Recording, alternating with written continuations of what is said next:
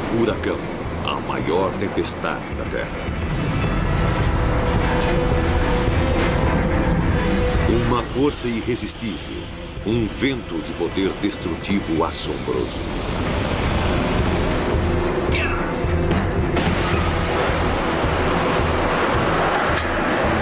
Ele destrói edifícios. Sua chuva pesada inunda a Terra. Furacões, a fúria liberta do nosso planeta feroz.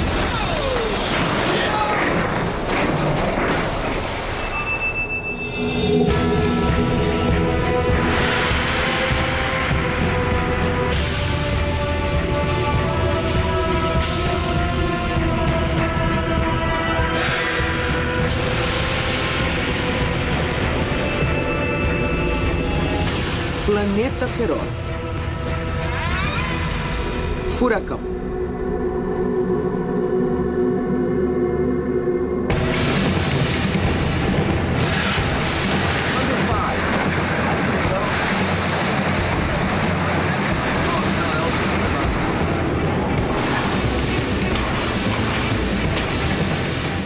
A cada dia, um furacão pode liberar tanta energia quanto 8.000 bombas de hidrogênio de 1 megaton cada uma.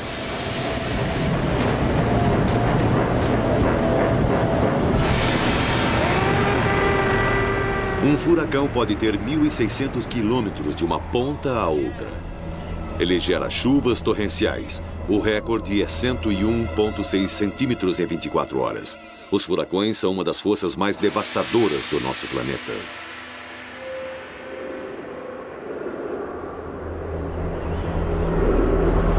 Carolina do Norte, 6 de setembro de 1996. A manhã seguinte ao furacão Fran. Em uma só noite, a tempestade gerou 3,2 bilhões de dólares em danos. 27 pessoas morreram. Casas foram despedaçadas por ventos de até 209 km por hora. Uma vaga de 3,5 metros no nível do mar inundou o litoral. Em 1996, em apenas 4 meses, 3 furacões atingiram a costa sudeste da América do Norte, causando danos de 3,5 bilhões de dólares e matando 41 pessoas. O furacão Fran foi o último de 3 furacões e de longe foi o mais violento. Nossas câmeras seguiram todos eles.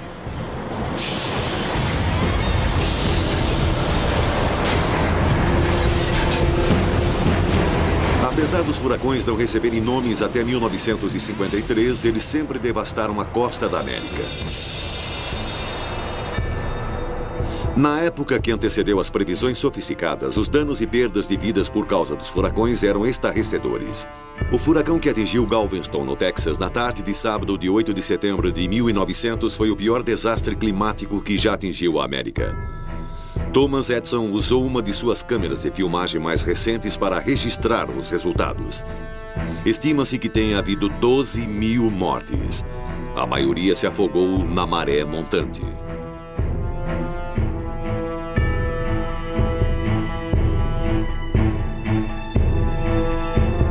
Se a grande tempestade que atingiu Rhode Island em 1938 atingisse a ilha novamente hoje, haveria muito mais mortes.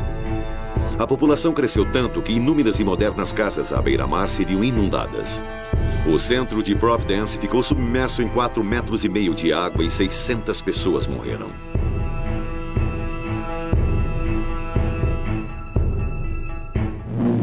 Estas primeiras imagens mostrando a devastação do furacão Flora na ilha do Haiti foram feitas de um helicóptero enquanto a ilha era fustigada pela tempestade. É um panorama de ruína e desolação.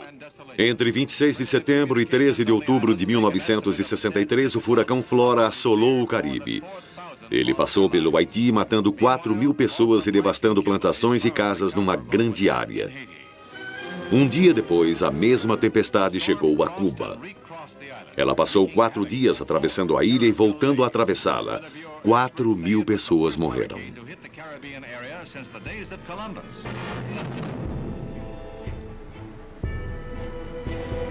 O furacão Camille atingiu o Mississippi e a Louisiana com ventos de 322 km por hora, talvez até mais. Provavelmente foi o vento mais rápido já provocado por um furacão.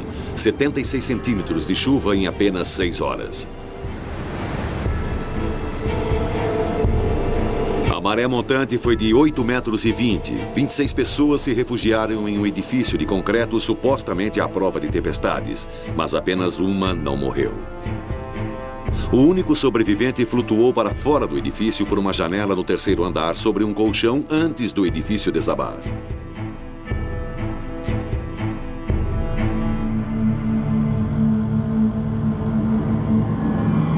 Depois, nos anos 70, os satélites começaram a fazer previsões do tempo muito mais precisas, mas ainda assim nada podia deter os furacões. O furacão Gilbert, em 1988, foi enorme. Ele cobriu a totalidade da metade ocidental do Caribe e grande parte do Golfo do México.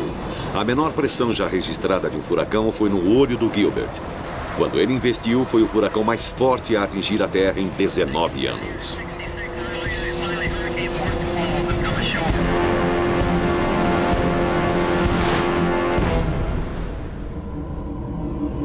O furacão Andrew, em agosto de 1992, custou muito mais do que qualquer outro furacão anterior. Ele atingiu uma área densamente povoada na costa da Flórida, ao sul de Coral Gables.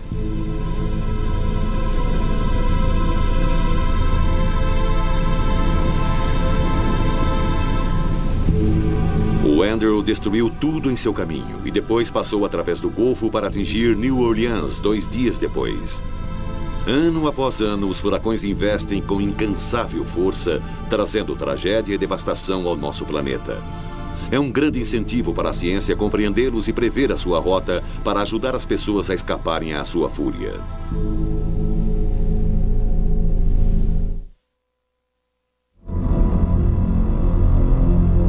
A temporada de furacões no Atlântico começa quando chega o verão e a água perto da costa da África Ocidental começa a se aquecer. Tempestades se desenvolvem em terra e depois tomam o rumo do mar.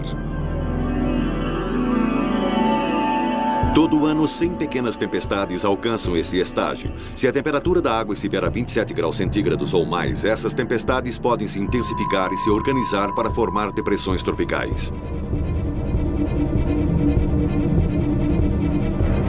Em 2 semanas, esta pequena área de baixa pressão pode se tornar o mais poderoso sistema climático do mundo.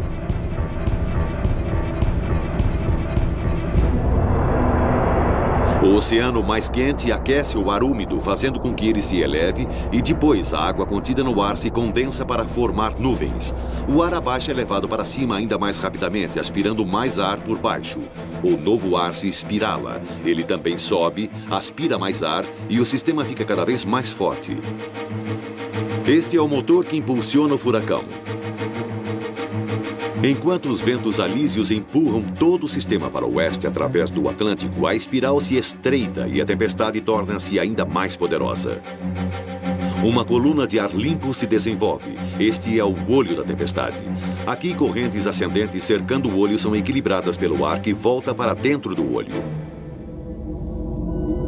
Em algum lugar do Atlântico, quando os ventos excedem 119 km por hora, a tempestade se torna um furacão.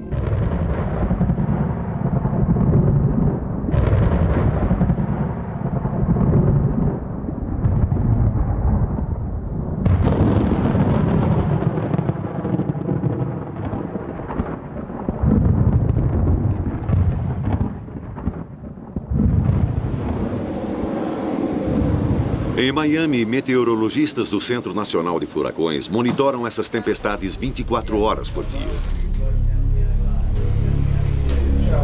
Sua meta é prever quais depressões irão se desenvolver até formarem furacões e quais ameaçarão a América. Essas são as pessoas que devem tentar decidir qual tempestade será perigosa. Como resultado de suas decisões, milhares de pessoas serão evacuadas. Mas se fizerem uma previsão errada, milhões de dólares serão desperdiçados ou milhares de vidas serão arriscadas. Numa tentativa de previsão, eles necessitam de informações precisas sobre o que cada tempestade está fazendo enquanto ainda está a quilômetros de distância no meio do oceano. Eles recebem relatos de navios, aviões comerciais, aviões especiais de caça a furacões e radares costeiros. Mas a sua melhor fonte são os satélites, a milhares de quilômetros no espaço. 5, 4, 3, 2, 1. Ignição. Nossos motores estão ligados e funcionando. E temos a decolagem do Atlas Centauro 77 e do satélite meteorológico GOES-J.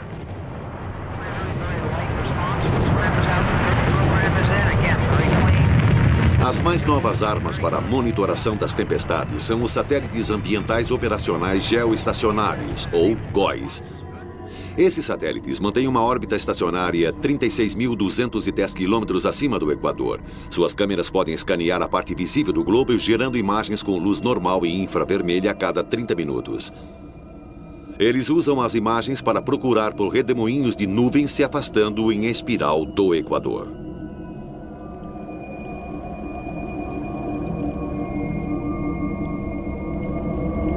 Mas é só do espaço que podemos apreciar a verdadeira escala de um furacão.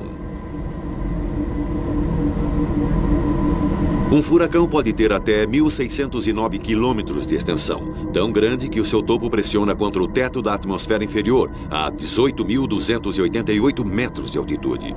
Sua incrível beleza e aparente calma escondem uma verdade inevitável. Os furacões são assassinos numa escala titânica. Todos os anos na América eles matam muitas pessoas e causam bilhões de dólares em prejuízos. Mas o maior assassino não é o vento, é a água. A baixa pressão de um furacão categoria 2 é forte o bastante para aspirar o oceano para dentro de um domo de 91 centímetros. Como os ventos levam a vaga em direção à terra, seu domo pode alcançar 2,40 metros ou mais. E em locais onde a linha costeira é rasa, o vagalhão pode chegar até 9,10 metros de altura. Bilhões de toneladas de água varrem a terra com um incrível poder de destruição. Este é o furacão Opal, quando atingiu a praia em Pensacola, Flórida, em 4 de outubro de 95. O Opal causou grandes inundações. O Opal surpreendeu os meteorologistas quando subitamente se fortaleceu algumas horas antes de atingir a costa. Em determinado momento estava tão forte que tinha rajadas de até 241 km por hora. Mas pior ainda, o vagalhão e as ondas se combinaram para produzir uma elevação de 4,60 metros no nível do mar. De todas as pessoas que morrem em furacões a cada ano, 90% morrem afogadas.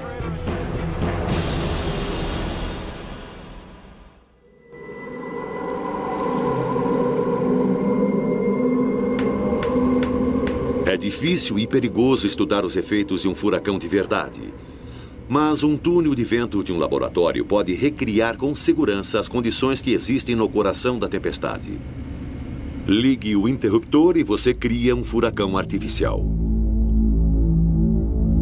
Furacões são divididos em 5 categorias. A categoria 1 chega até 148 km por hora. Os danos maiores são causados às árvores e folhagens. Um pouco mais do que isso, e as telhas de madeira recobertas de asfalto começam a balançar. Eleve a velocidade do vento para mais de 161 km por hora e algumas das telhas de madeira começam a rasgar. Até esse ponto, as telhas cerâmicas mais pesadas não sofrem nenhum dano. Mas enquanto a velocidade do vento aumenta para 177 km por hora, até elas começam a partir.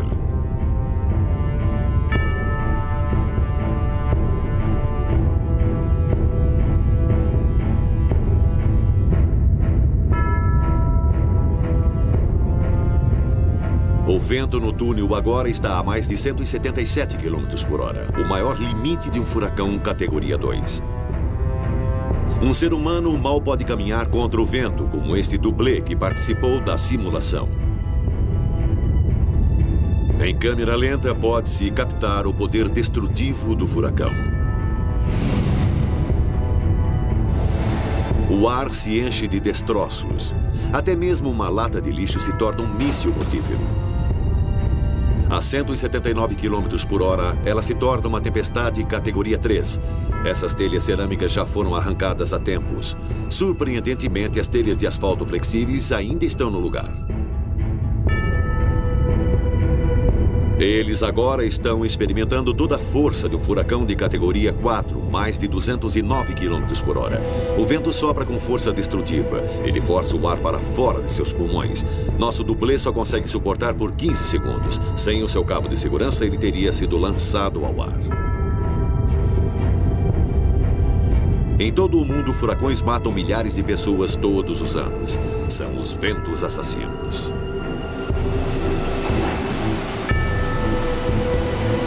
Somente em torno do Atlântico e em partes do Pacífico, eles são chamados de furacões. Em países diferentes, eles recebem nomes diferentes. No oeste do Pacífico, os furacões são conhecidos como tufões. Os tufões frequentemente são mais fortes do que os furacões do Atlântico, porque existe uma área maior de oceano aquecido a atravessar para que a sua força chegue ao máximo.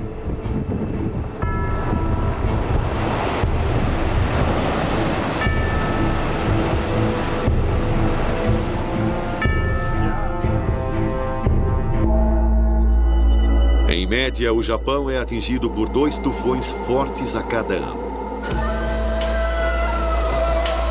Esse país estava sendo devastado por alguns dos mais fortes ventos já ocorridos em qualquer lugar do mundo. E não só os tufões são maiores do que os furacões do Atlântico, mas também existem o dobro deles. Existem mais do que 20 tufões com máximo de sua força no oeste do Pacífico num ano. Na Austrália, essas mesmas tempestades são chamadas ciclones.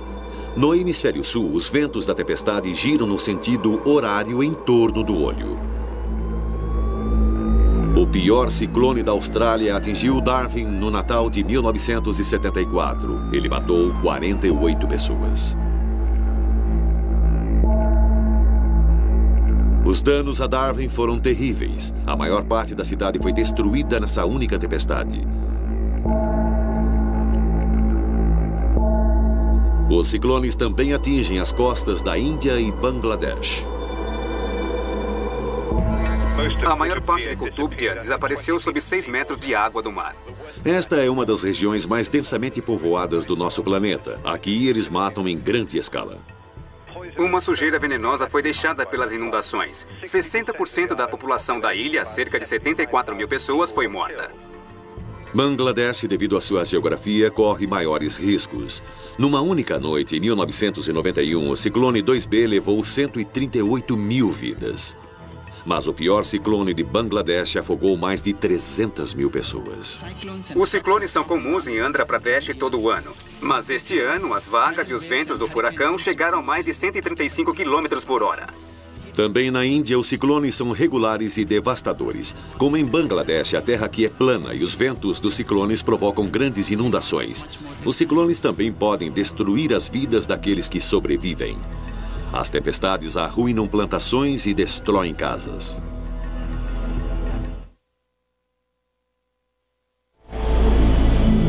No início de julho de 1996, no Centro Nacional de Furacões de Miami, o clima está tenso. A segunda tempestade da estação deixa todos preocupados. Seu nome, Berta. Acabo de receber mais um relatório dos aviões. Estão me passando agora. E encontramos ventos de 200 km por hora. Parece que Berta irá atingir a costa do Atlântico. Os meteorologistas precisam tomar decisões críticas. As perguntas essenciais são, precisamente quando e onde ele irá atacar? E o mais importante, qual será a violência do furacão? Enquanto viajava, Berta começou a perder o seu formato. Ele fez uma curva para o norte, como a maioria dos furacões, e parecia que a Carolina do Sul estava em seu caminho. Mas apenas os dados dos satélites não podem dar aos meteorologistas informações suficientes para suas previsões. A única maneira de obter detalhes precisos é estar lá. Vou deixar você acompanhar pelo radar até alcançarmos os ventos mais fortes e depois conversaremos. Este é o trabalho do 53º Voo de Reconhecimento Meteorológico da Força Aérea Norte-Americana, os Caçadores de Furacões. Volte pelo sudoeste, Bob. Então passaremos pelo noroeste até... Eles podem voar diretamente pelo centro de um furacão para coletar dados. Sua informação ajudará os meteorologistas a fazerem previsões mais exatas e aumentar a segurança das comunidades ameaçadas. Aquela posição para onde você vai é o pequeno símbolo vermelho de furacão, bem aqui. Parece que está a uns 241 quilômetros do Cabo Canaveral, leste do Cabo Canaveral. E se você andou assistindo o Canal do Tempo ou outro qualquer, você percebeu que a tempestade cobre uma área deste tamanho aqui. A tempestade agora está paralela à costa da Flórida e é isso que esperamos que continue fazendo agora. A decolagem será aproximadamente às 3h30, hora local de hoje. E você vai voar num C-130, prefixo 967. Os caçadores de furacões observavam Berta de perto há vários dias em 3 aviões em turnos de 12 horas. A tripulação acompanharia Berta constantemente até que atingisse o solo ou se dissipasse e o perigo passasse.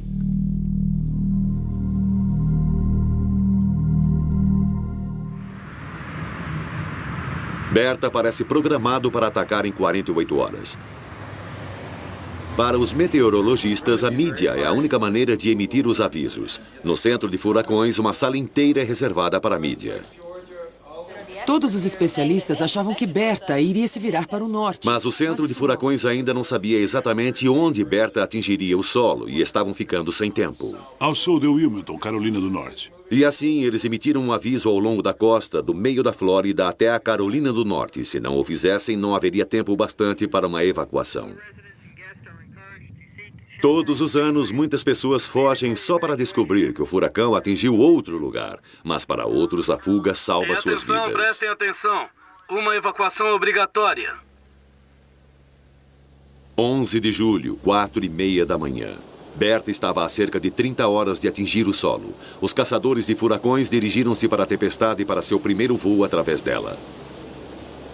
Berta agora estava a 322 quilômetros da costa da Geórgia e a velocidade dos ventos em seu centro caiu para 129 quilômetros por hora. A tempestade estava viajando em direção à Terra a 14,5 quilômetros por hora. O trabalho dos caçadores de furacões agora era de se assegurarem que a tempestade não fizesse mudanças de última hora. Na Carolina do Sul, a evacuação já havia começado há 24 horas. Os meteorologistas estavam quase certos de que o ataque mais violento de Berta seria ao longo da costa, centralizado na praia de Myrtle. A área da evacuação estendeu-se por 193 quilômetros ao longo da costa. Para ser preparado e evacuado, cada quilômetro e meio custou $200 mil. O custo de uma previsão imprecisa pode ser enorme. Evacuações obrigatórias foram emitidas para todas as nossas praias. Estas são imagens da praia de Wrightsville, onde os residentes estão sendo evacuados. Os caçadores de furacões preparam-se para mais um voo pelo coração da tempestade. Seus aviões têm 10 anos de idade. Este avião provavelmente voou através de furacões mais de 300 vezes. O destino final de Berta não era mais a questão. Ele iria atingir o solo. Mas as informações que os caçadores de furacões reunissem poderiam ajudar os meteorologistas a prever sua força e a hora da sua chegada com maior precisão. Eles entraram na tempestade a 3.408 metros e voaram nivelados diretamente através dela. Veio por aqui, atingiu a tempestade, saiu por ali a 241 quilômetros, entrou e estacionou bem ali. Em cada voo, eles passam pelo furacão pelo menos 3 vezes em direções diferentes. 3.408 metros abaixo, as ondas estão ficando enormes.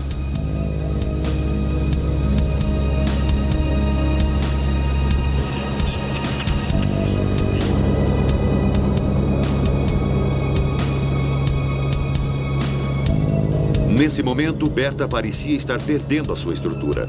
Seu olho tinha perdido seu formato. Enquanto eles voltavam para a terceira passada, o redemoinho no coração da tempestade estava visível 80,5 km para a esquerda. Os dados retornados pelos caçadores de furacões mostraram que os ventos de Berta tinham diminuído um pouco, mas não o bastante para poderem relaxar. Os ventos estão a 129 km por hora. A tempestade está entrando pelo Gulf Stream. Não parece que as condições são ideais para a reintensificação, mas esse é só um fato. E precisamos dar uma chance à tempestade. Ainda não vamos encerrar. Esperamos que ele vá para a praia nas próximas 24 horas como um furacão. E é um furacão enorme. Final da tarde. Praia de Myrtle, Carolina do Sul. Previu-se que o centro da tempestade iria atingir o solo aqui às 12 horas do dia seguinte. Em apenas 18 horas, esta costa teria de suportar ventos de até 161 km por hora. Alguns corajosos, talvez tolos, ficaram para suportar a tempestade.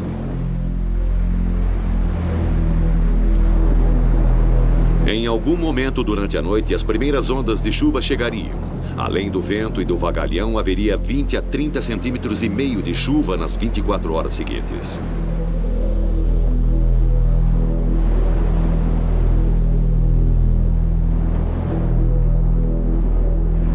A maior parte da praia de Myrtle agora estava deserta.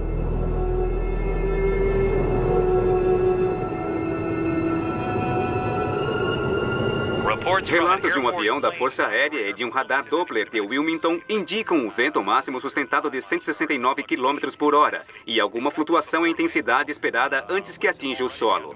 Os ventos já começaram a aumentar ao longo da costa na área de risco e irão continuar durante todo o mês. Enquanto a noite caía, milhares de pessoas se acomodaram em dormitórios improvisados no interior e seguiam o curso do furacão pelos noticiários. Como estão as coisas na praia de Myrtle? Como estão os ventos lá? Eu vou te dizer uma coisa, não estamos com muitos ventos comparado ao que você está falando. Em relação às forças do vento de um furacão, houve rajadas de até 97 km por hora no Pier Springer May, mas isso foi 1 hora ou 2 antes de nossa última checagem com vocês. Foi uma noite de incertezas. Na próxima noite pode não haver um lar para se voltar.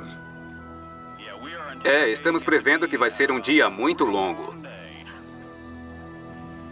Na noite seguinte, o furacão tinha virado ligeiramente para a direita.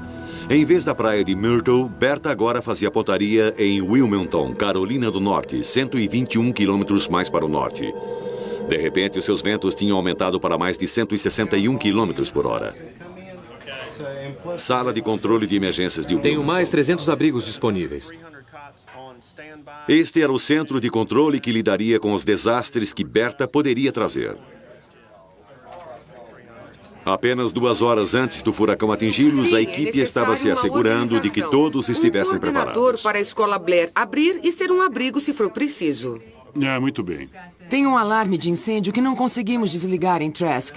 É o alarme de incêndio de uma escola. Precisamos de alguém que vá lá e desative esse alarme. Podemos chamá-los ao telefone para fazê-lo, não é? Eles estavam decidindo onde alojar mais pessoas. Prossiga. E outra questão é saber se precisaremos de mais pessoas para abrir outras frentes Eles de precisavam resgate. estar preparados para lidar com prédios desmoronados, falta de força, estradas bloqueadas e quaisquer mortes que Berta certamente causaria.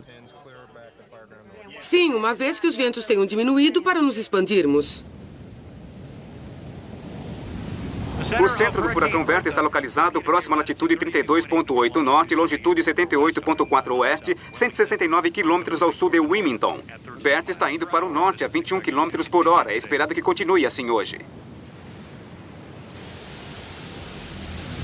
Em Wilmington e na costa, os ventos começaram a aumentar.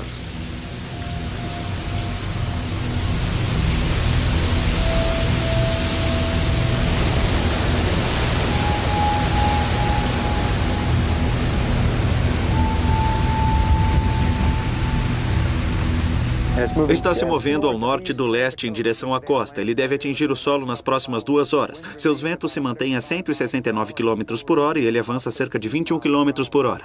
Sexta-feira, 12 de julho, a cabeça do furacão Berta atingiu a terra no Cabo do Medo.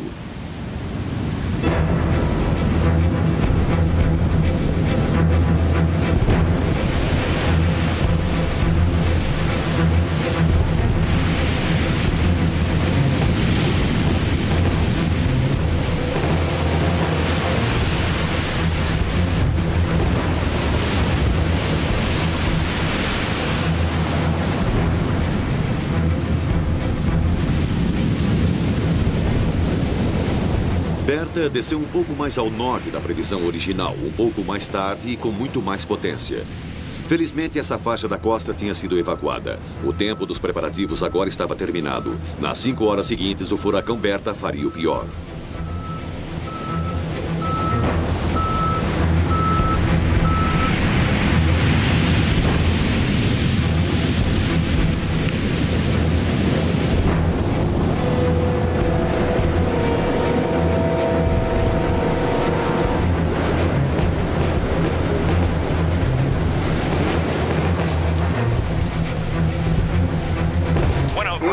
GI continuando a nossa cobertura do Berta 1140. O Berta agora está com ventos de 169 quilômetros. Todos os preparativos para proteger vidas e propriedades já deveriam estar completos.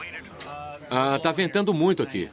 Na sala de emergência de Wilmington, só restava esperar. Qualquer um que tivesse se ferido gravemente ou que estivesse no lugar errado estaria desamparado no meio da tempestade. Depois que os ventos atingiram 113 km por hora, os serviços de emergência não faziam mais atendimentos. Tudo o que podiam fazer era estabelecer prioridades para depois da passagem do furacão. Vou te dar a combinação do portão num minuto. Mais alguma coisa? Você precisa de mais alguma coisa além do abrigo ao lado?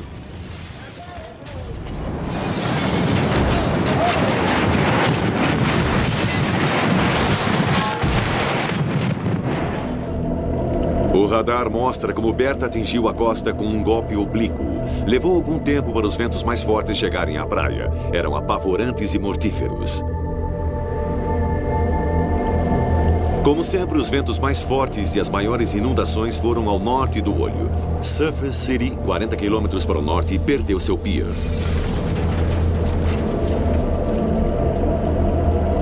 Várias casas perderam seus telhados. Já há muitos danos. E a tempestade, infelizmente, se pudéssemos acreditar nos meteorologistas, nem chegou para valer. Com um vagalhão de 1,80 m, o mar começou a invadir a terra.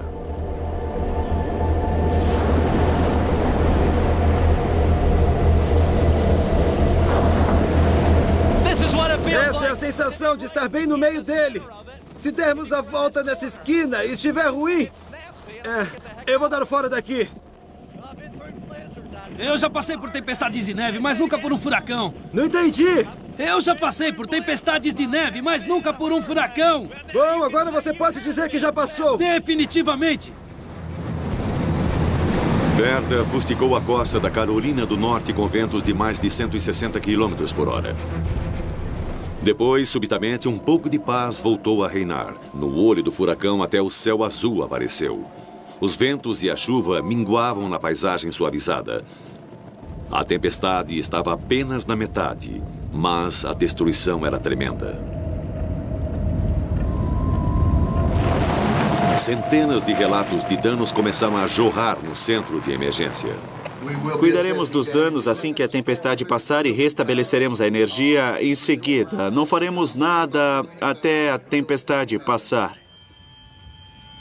Em todo furacão, esta pausa dá uma falsa sensação de que tudo acabou, mas ainda é cedo para começar o verdadeiro trabalho de resgate. Depois que o olho passa na segunda metade da tempestade, os ventos começam a vir da direção oposta.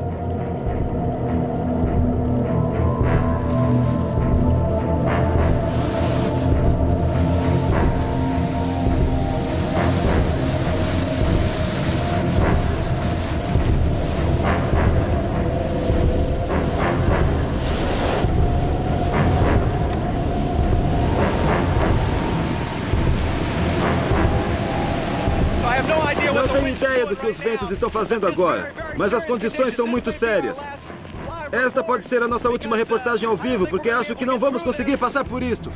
O vagalhão era de 1,80 m, mas Berta atingiu a praia na maré baixa, então seu efeito foi menor. Se tivesse vindo durante a maré alta, a onda teria 1,20 m a mais. Mas os furacões podem disparar um outro perigo. O Centro Meteorológico emitiu um alerta de tornado para os seguintes condados da Carolina do Norte: Brunswick, New Hanover, Pender, Robinson e Columbus. Um alerta de tornado significa que as condições são favoráveis à formação de tornados e grandes tempestades numa área próxima ao furacão. As pessoas nessas áreas devem ficar atentas às condições climáticas ameaçadoras e aos relatos de possíveis alertas.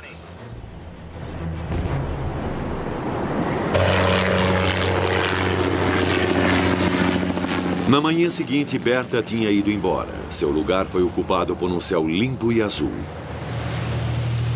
A praia de Carolina normalmente fica a apenas alguns metros acima do oceano e as inundações ainda não tinham escoado. Fazer a cidade voltar ao normal levaria meses.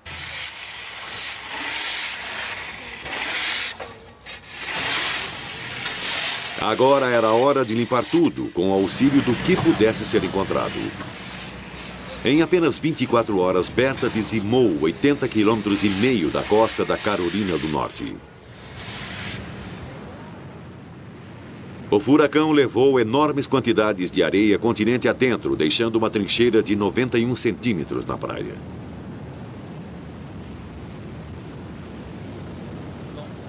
Ele tinha literalmente jateado com areia as faces dos edifícios próximos.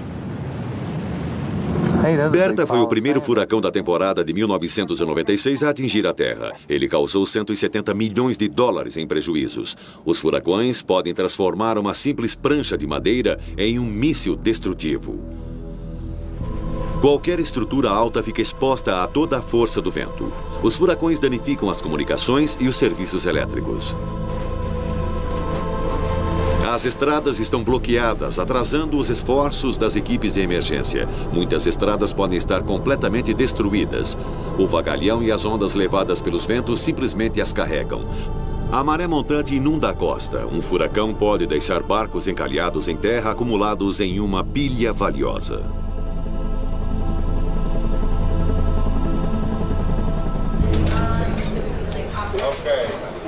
Em Miami, no centro de furacões, os meteorologistas estão cansados, mas felizes. Sua previsão do caminho que Berta tomaria foi precisa o suficiente para que as partes certas da costa fossem evacuadas. Mas eles ainda estavam em serviço. Existem, em média, 6 furacões atlânticos por ano. Em algum lugar lá fora, um outro furacão assassino pode estar se formando.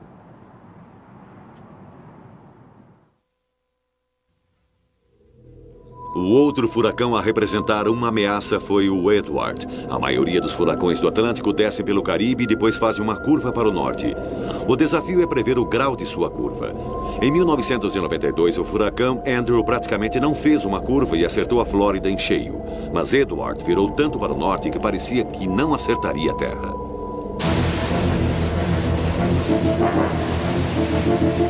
Mas ele se alinhou um pouco e acertou a ilha de Nantucket no dia 2 de setembro, matando 2 pessoas. Edward foi o furacão mais forte do ano, mas felizmente ele ficou grande parte do tempo no mar. No dia 25 de agosto, ele se tornou um furacão da categoria 4, com ventos superiores a 225 km por hora. Nos 9 dias seguintes, os ventos nunca foram inferiores a 185 km por hora.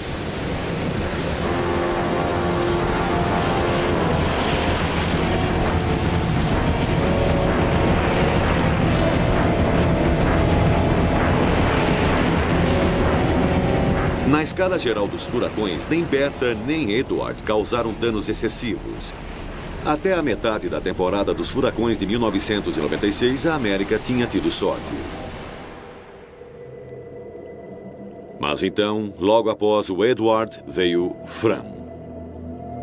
Enquanto o caminho de Fran fez uma curva para o norte, a tempestade cresceu e os ventos aumentaram.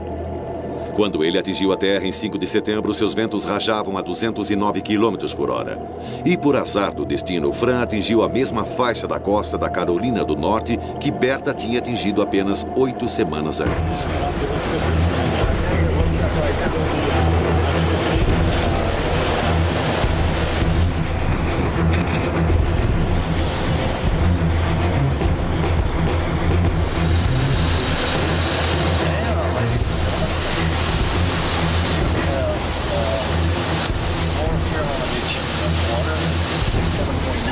Fran era um gigante.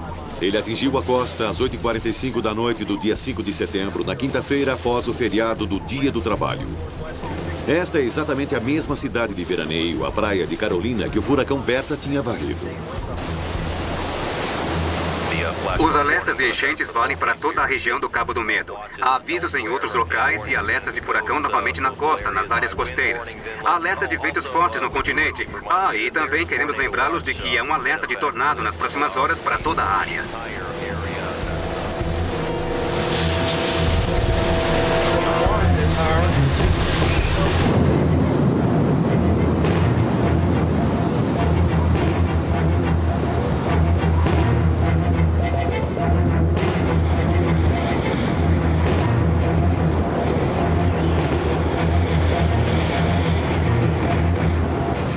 Além de seus ventos fortes, o vagalhão era de 2,40 metros a 3,70 metros e foi isso que causou os maiores danos.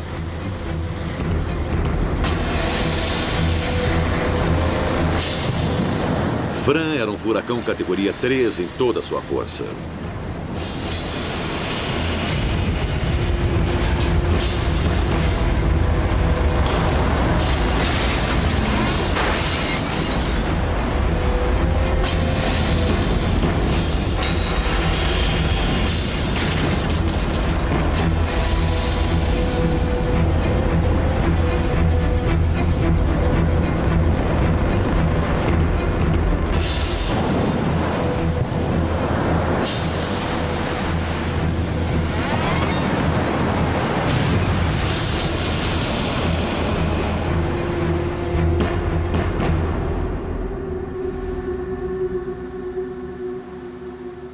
Fran matou 27 pessoas. Ele destruiu quase 2.000 casas. O total dos danos chegou a 3 bilhões e 200 milhões de dólares. A sorte tinha acabado para os habitantes da Carolina do Norte. Fran tinha destruído quaisquer esperanças de uma temporada de furacões calma.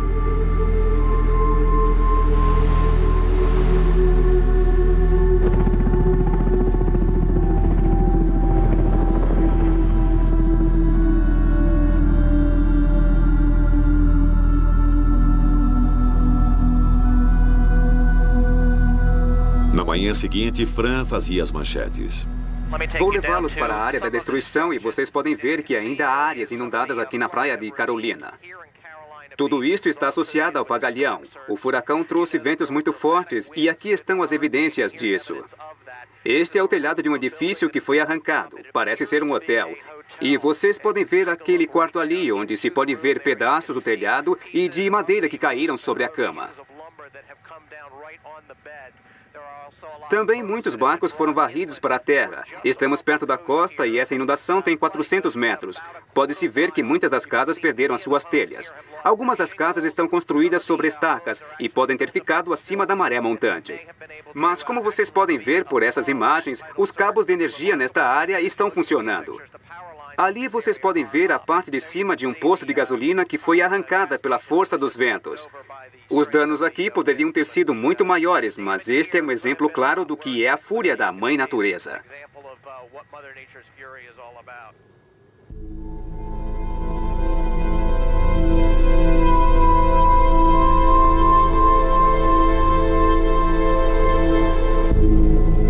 Sem o mar aquecido sob eles, os furacões não têm nenhum calor para levá-los e eles desmoronam. Mas são tão poderosos e vastos que eles levam dias para se dissipar até na Terra. Fran continuou indo para o norte continente adentro, em direção ao Washington, D.C., e só então começou a dissipar. 24 horas após ter atingido a Terra, Fran passou sobre Washington e despejou os restos molhados da tempestade em toda a área. Em apenas algumas horas, 10 centímetros de chuva se precipitaram sobre a capital e até 36 centímetros em áreas remotas. O rio Potomac elevou-se 2 metros do nível da inundação e rompeu suas margens.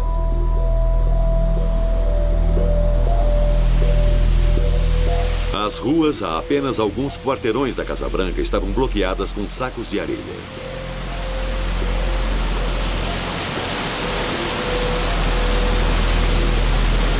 As avenidas Constitution e Independence estavam fechadas devido às inundações.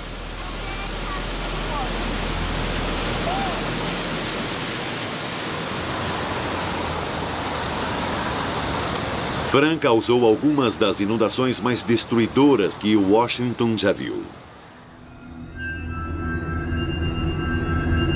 Satélites gravaram toda a temporada de furacões atlânticos de 1996. Aqui, condensados em 30 segundos, está todo o clima de julho a outubro. 9 furacões se formaram, 6 eram de categoria 3 ou superiores, a maior quantidade desde 1961, mas só 3 atingiram a América. Eles levaram 41 vidas. A maioria dos anos costuma ser pior. Os cientistas gravaram os caminhos dos furacões atlânticos por mais de 100 anos. É uma poderosa lembrança visual da dificuldade de prever esses apavorantes sistemas climáticos. A maioria dos furacões vem do oeste atravessando o Atlântico e fazem uma curva para o norte enquanto se aproximam da América. Os detalhes estão tão complexos que usar esses registros para decidir onde o próximo furacão irá parece ser impossível. Ainda assim, a compreensão dos complexos sistemas do nosso planeta pela ciência está tornando a previsão precisa uma realidade.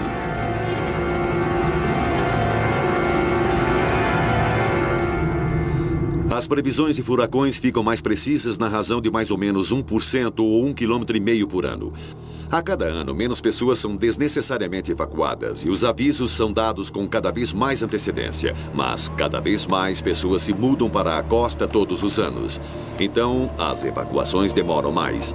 As previsões são mais antecipadas e melhores, mas a situação geral, na realidade, fica pior. Algum dia, o coração de um furacão irá passar sobre uma grande cidade. New Orleans, Miami ou Atlantic City. A devastação será terrível. Mas é certo que os furacões futuros irão trazer mais danos e mais mortes ao nosso planeta feroz.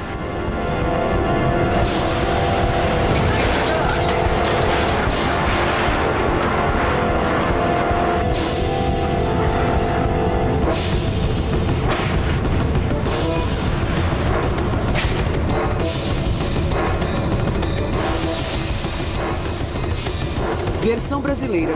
Tempo Filmes. São Paulo.